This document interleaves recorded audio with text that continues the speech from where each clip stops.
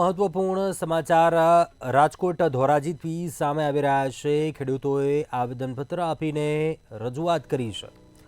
ખેડૂતોએ આવેદનપત્ર આપ્યું। ધોરાજીના ખેડૂતોએ આવેદનપત્ર પાઠવીને રજૂઆત કરી છે। ભાદર 1 સિંચાઈ અધિકારીને આવેદનપત્ર આપ્યું છે। ભાદર 1નું પાણી કેનાલમાં છોડવામાં આવે તેવી માંગણી કરી છે। કેનાલની સફાઈ કરવામાં આવે અને રસ્તાનું રિપેરિંગ કરવામાં આવે તેવી માંગણી કરી છે।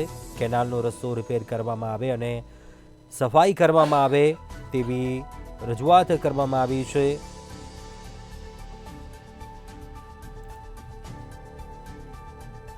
ધોરાજીના ખેડૂતોએ આવેદનપત્ર પાઠવીને રજૂઆત કરી છે। કેનાલની સફાઈ કરી રસ્તાનું રિપેરિંગ કરવામાં આવે તેવી માંગણી કરી છે। મોટી સંખ્યામાં ખેડૂતો છે તેઓ પહોંચ્યા હતા અને સિંચાઈ અધિકારીને આવેદનપત્ર આપ્યું હતું।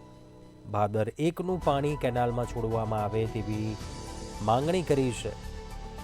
ભાદર 1 સિંચાઈ અધિકારીને આવેદનપત્ર પાઠવીને રજૂઆત કરી છે। કેનાલની સફાઈ કરવામાં આવે, રસ્તાનું રિપેરિંગ કરવામાં આવે તેવી માંગણી કરી છે ખેડૂતોએ।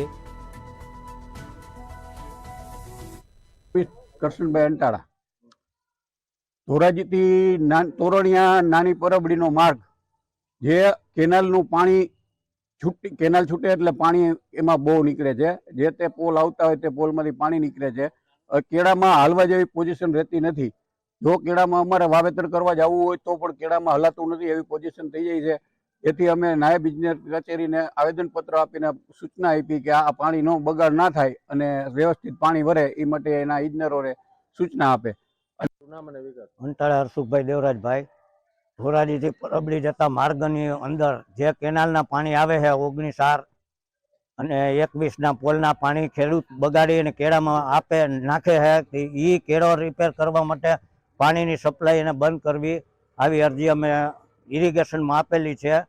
અને તો ઇજનેર સાહેબને સૂચના આપે ખેડૂતને કે પાણી બગાડ ન કરે અને કેનાલ રિપેર કરાવી અને ઝડપથી પાણી છોડે એવી માગણી